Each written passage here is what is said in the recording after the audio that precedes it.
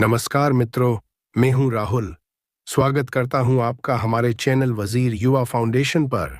ये है Darien gap, Colombia और पैनामा के बॉर्डर के बीच दुनिया का सबसे खतरनाक एरिया। इस 100 मील के एरिया को क्रॉस करने का मतलब है मौत की घाटी से गुजरना। इसी एरिया की वजह से आज भी नॉर्थ अमेरिका और साउथ अमेरिका किसी भी रोड या रेल नेटवर्क से आपस में कनेक्टेड नहीं है। पूरी ह्यूमन हिस्ट्री में सिर्फ 7 दफा इस पूरे एरिया को किसी भी कार या जीप के जरिए क्रॉस करने की कोशिश की गई है। इतना खतरनाक होने के बावजूद कुछ लोगों के लिए इस एरिया को क्रॉस करना बहुत ही जरूरी है। हर साल हजारों बल्कि लाखों लोग South American countries specially Colombia, Ecuador और वेनेजुएला से इस एरिया को क्रॉस करके एक अच्छी लाइफ का ड्रीम लिए सेंट्रल और नॉर्थ अमेरिका जाने की कोशिश करते हैं। 2022 में 2.5 लाख लोगों ने इस डैरियन गैप के थ्रू मैक्सिको और फिर यूनाइटेड स्टेट्स जाने की कोशिश की, लेकिन इन 2.5 लाख में से कई 100 लोग इस गैप को क्रॉस करते हुए मारे गए। आखिर इस 100 मील के एरिया में ऐसा क्या है कि इसे दुनिया का सबसे खतरनाक एरिया माना जाता है, और इतना पैसा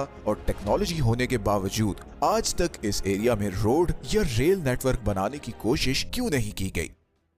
21st सेंचुरी में जहां तपते हुए रेगिस्तानों में भी स्टेट ऑफ द आर्ट शहर बनाए गए हैं, वहीं इस छोटे से एरिया में रोड या रेल बनाना इतना मुश्किल क्यों है? इसकी 4 रीजंस हैं। सबसे पहली वजह है खतरनाक मौसम। Darien gap line of equator से कुछ 100 किलोमीटर ऊपर है, जिसकी वजह से यहाँ का मौसम काफी गर्म होता है। और फिर नॉर्थ और साउथ पर अटलांटिक और पैसिफिक ओशंस हैं, जिसकी वजह से ह्यूमिडिटी भी काफी हाई होती है। इस सारे एरिया में बहुत ज्यादा घने जंगल हैं और पूरे साल में मतलब करीबन 365 में से 330 दिन यहाँ बारिश होती है, जिसकी वजह से न सिर्फ यहाँ पर फ्लैश फ्लड्स बहुत आते हैं, बल्कि पहाड़ों पर भी अक्सर लैंडस्लाइडिंग होती रहती है। इतनी बारिश और फ्लड की वजह से यहाँ कंस्ट्रक्शन करना बहुत मुश्किल है, क्योंकि कंक्रीट हो, सीमेंट हो या एसफॉल्ट, इन सब को सूखने के लिए खुश्क और गर्म मौसम चाहिए। और अगर इस सब का तोड़ कर भी लिया जाए तो यहाँ पर दूसरी सबसे डेंजरस चीज है खतरनाक जानवर और कीड़े मकोड़े। हमारी पूरी जमीन में इतने जहरीले सांप, मकड़ियां और मच्छर कहीं नहीं पाए जाते जितने इस डैरियन गैप में हैं। और फिर क्योंकि इस सारे एरिया में दूर दूर तक कोई हॉस्पिटल, कोई घर, कुछ भी नहीं, तो अगर इनमें से कोई भी चीज आपको काट जाए तो आपका बचना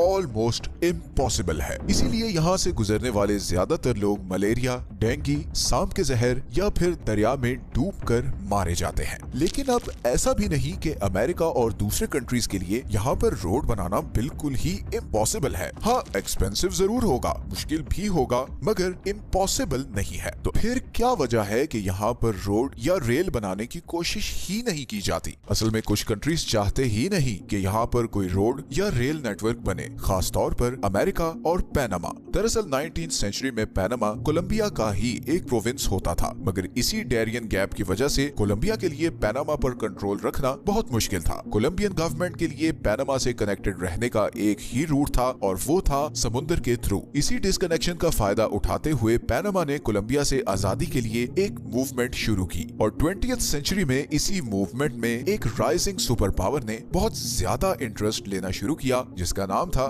यूनाइटेड स्टेट्स ऑफ अमेरिका। दरअसल अमेरिका की पैनामा कैनाल में बहुत दिलचस्पी थी, और वो चाहता था कि इस कैनाल का कंट्रोल उसके पास हो, बिकॉज पैनामा कैनाल की कंस्ट्रक्शन से पहले ईस्टर्न और वेस्टर्न अमेरिका में ट्रेड बहुत मुश्किल था। सारी शिप्स को पूरा साउथ अमेरिका क्रॉस करके अमेरिका की वेस्टर्न या ईस्टर्न कोस्ट तक जाना पड़ता था। तो अमेरिका की ईस्टर्न और वेस्टर्न कोस्ट लाइन आपस में डिस्कनेक्टेड थी, और इसी का हल निकालने के लिए ये आर्टिफिशियल कैनाल बनाई गई, जिसके बाद अमेरिका की न सिर्फ ट्रेड शिप्स बल्कि नेवी भी अब बहुत ही आसानी से थोड़े दिनों में एक साइड से दूसरी साइड तक जा सकती थी। और उस वक्त ये कॉन्सेप्ट बहुत इंपॉर्टेंट था कि जो भी पैनामा कैनाल को कंट्रोल करेगा वो अमेरिका की एक बहुत बड़ी वीकनेस को कंट्रोल करेगा। अब कोलंबिया उस जमाने में इस कैनाल का कंट्रोल अमेरिका को नहीं देना चाहता था, और इसीलिए अमेरिका ने पैनामा की इंडिपेंडेंस मूवमेंट में उसका भरपूर साथ दिया, और नतीजतन 1903 में पैनामा एक इंडिपेंडेंट कंट्री बन गया, और अमेरिका पैनामा को रिकॉग्नाइज करने वाला सबसे पहला कंट्री था। पैनामा की गवर्नमेंट ने बदले में अमेरिका को इस कैनाल के आसपास की सारी जमीन परमानेंट लीज पर दे दी, और 1999 तक ये सारा एरिया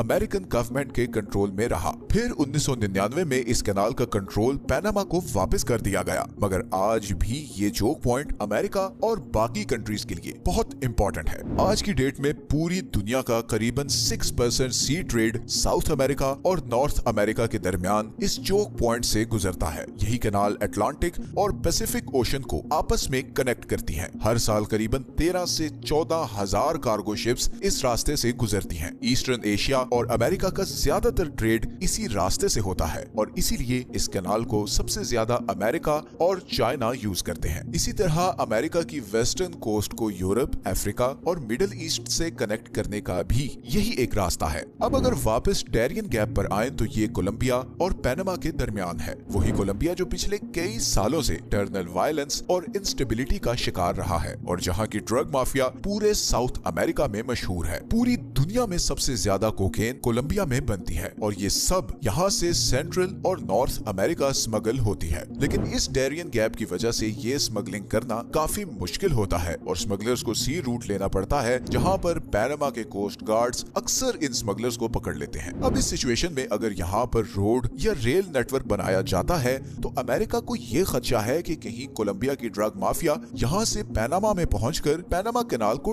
डैमेज ना कर दे। और सिर्फ यही नहीं बल्कि उनको फिर यहाँ से मैक्सिको और अमेरिका तक ड्रग्स पहुंचाना भी बहुत आसान हो जाएगा। इसीलिए अगर पनामा और कोलंबिया की गवर्नमेंट यहाँ पर कोई रेल रोड नेटवर्क बनाने का एग्रीमेंट कर भी लें तो अमेरिका यहाँ पर किसी भी तरह की डेवलपमेंट नहीं होने देगा। और अब हम आते हैं डैरियन गैप को डेवलप ना करने की आखिरी रीजन पर, और वो है इलीगल माइग्रेशन को रोकना। दरअसल लैटिन अमेरिका इकोनॉमिकली, पॉलिटिकली और standard of living wise north America से बहुत पीछे है। साउथ अमेरिका के ज्यादातर कंट्रीज करप्शन, वीक गवर्नेंस और पॉलिटिकल इंस्टेबिलिटी का शिकार हैं, जिसकी वजह से लाखों लोग एक अच्छी लाइफ के लिए अपने कंट्रीज छोड़कर कहीं और जाना चाहते हैं और इन सब लोगों के लिए कुछ ही मील दूर अमेरिका से बेहतर और कोई ऑप्शन नहीं। अब अमेरिका पिछले कुछ सालों से अपनी इमिग्रेशन पॉलिसी बहुत सख्त कर चुका है, जिसके बाद इन लोगों के पास एक ही हल बचता है कि वो इलीगल तरीके से अमेरिका पहुंचे। लेकिन इसके लिए उन्हें अपनी जान खतरे में डालकर इस डैरियन गैप से गुजरना होगा। हर साल हजारों लोग इसी गैप के थ्रू सेंट्रल अमेरिका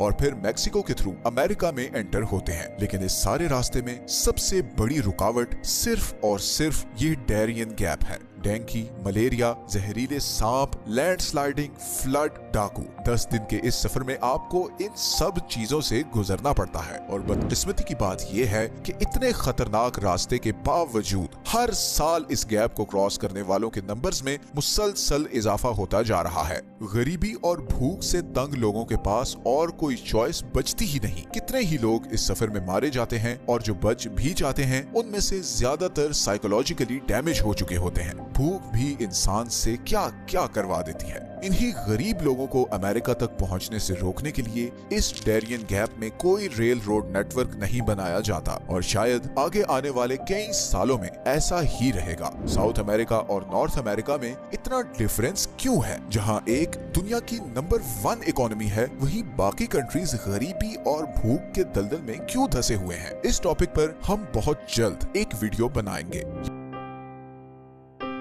तो दोस्तों, कैसी लगी आपको हमारी आज की वीडियो? ये हमें कमेंट कर जरूर बताएं। आपकी प्रतिक्रिया हमें नए विचारों से परिचित कराने और इस तरह के वीडियो बनाने को प्रेरित करने का अवसर प्रदान करती है। आशा करते हैं कि आपको यह वीडियो पसंद आया होगा और आपको इस वीडियो से कुछ नया सीखने को मिला होगा। इसलिए अगर आप हमारे चैनल पर नए हैं तो वजीर युवा फाउंडेशन को सब्सक्राइब करें और ऐसे ही अपडेट पाने के लिए बेल आइकॉन पर क्लिक करें। धन्यवाद।